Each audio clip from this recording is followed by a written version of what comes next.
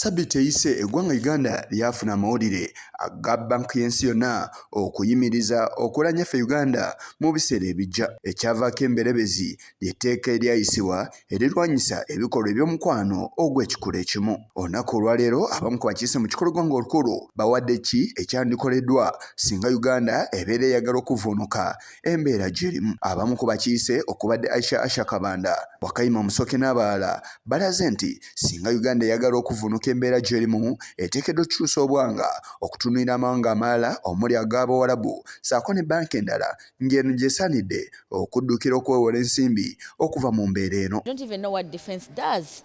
A lot of money goes to State House. Even a lot of money comes to Parliament. So tuteekeddwa kati mu kaseera kano okuyiiya ne tugamba katulekemu ebiteebereka ku lw'obulungi bw'eggwanga naye nga bijja kutukosa. Eky'omukisa omulungi ne gavumenti ebadde egenze nga etandise okunoonyako ssente mu sources endala. Tandika okugendako mu Bawarabu n'enoonyayo ssente n'okulaba ffe abasiraamu twewana ennaku zino nti Islamic banking twagiyisizza. Naffe twayitidde kataka lw'okuba nga nze nkimanyi bulungi nti gavumenti bati tekyagala naye yatuuse okuba nga eyagala ssente z'abasiraamu nga ate abasiraamu balina akwakwakulizaako akokuba nti baagala Islamic banking nga weeri. These are projects put in order to maintain the markets, the industries in Europe. Which are these projects? Is it a grinding mill for posho? Can we get cabbage? Can't we have local, like us, we get our ghee from our cows. What else do you need? Some of these projects, I know, I'm told it is HIV. Who brought HIV/AIDS? That you get ARVs. Wabula abalala balaze okutya nga Uganda bw'etasobola kweyimirizaawo mu mbeera eno naye nga kyeteekeddwa okukola ekirala kwe kwetunuuliramu n'okwekuba mu tooki ku biki bye bateekeddwa okusoosowaza. Omulamwa gwazo okuyamba abantu okuva mu bwavu. Etteeka lino lirina we lyafekitinga n'omwavu? No. So sisuubira nti kya bugunjufu. Nze ndowooza Uganda ekyalina position bulungi kufuna abantu abeetegese obulungi abali ku side ya gavumenti okugenda okulyogerera.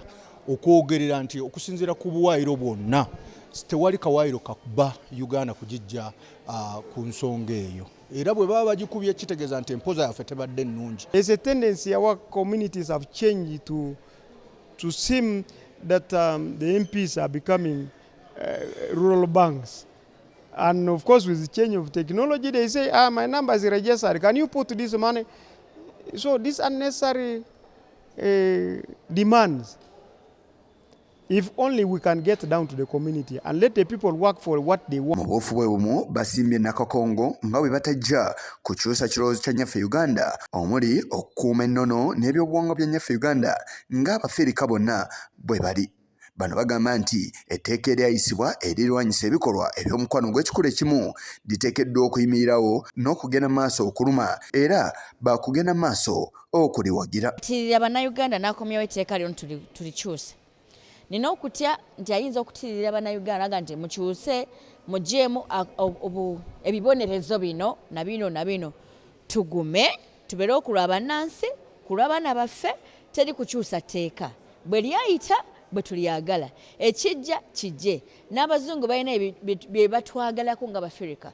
Singa tunaguma amawanga mangi gagumira ku ffe Uganda ne gakola etteeka eryo nago bwe banalaba nga tugumye ffena Africa ne tuguma abazungu bajja kutuvaako. Say for God and my country, and being a Christian country, there is no doctrine which says they use what? These acts. For example, like me in Karamoja, that activity is not wanted. And what we do in most cases in Karamoja is that when you are got doing that, they get a stick and push in your anus, and they mingle and leave you to go and die. Mubuufu bwe bumu ne Bishop Jacinto Kiwuka owa Evangelical Orthodox Church wano mu nnyaffe Uganda avuddeyo n'abeerako amagezi g'awa gavumenti ya kuno nti singa eyagala okwetereeza bino byesaanidde okussaako nnyo essira okulaba nga evvuunuka entata gy'erimu eya World Bank okuyimiriza okugiwoola ensimbi. Ebyobugagga bye tulina mu ggwanga bitusobozesa ddala okubeerawo bwe senga tubikwata bulungi nga abamu tebabitwala kuba byabwe bokka. Tubigabane bulungi tubikozese bulungi ate tubijjemu omugaso. Ate ekyokusatu naffe bannayuganda nabaana abasosoloti abagenda okufuna obwafaaza abapya okulaba nti enkola ya gavumenti ya PDM Parish Development Model tugisizaako ddala omulaka ate ne twongeramu n'okukola ennyo. Okwebaka n'okunywa omwenge tebigenda kutukulaakulanya, wabula buli omu alwane okulaba nti yeeyimirizaawo. Kati ebyekyejo bye tubaddemu biwedde. Era nkubiriza gavumenti yaffe ebalirire bulungi akasente konna ke tulina era ekakozese mu bintu byokka ebitugasa, si kudiibuuda na kuyiwaayiwa ssente. Gavumenti yalaga nti waliwo enteekateeka nnyingi ezigenda okukosebwa mu nteekateeka eno, era n'eraga nga bw'egenda okwanjula mu paalamenti ensimbi ez'ennongoosereza okugenda maaso n'okutema embalirira y'omwaka gw'ebyensimbi gwe tulimu 2023-2024. Yise Kigongo ku lwa Channel 44 Oluggulo.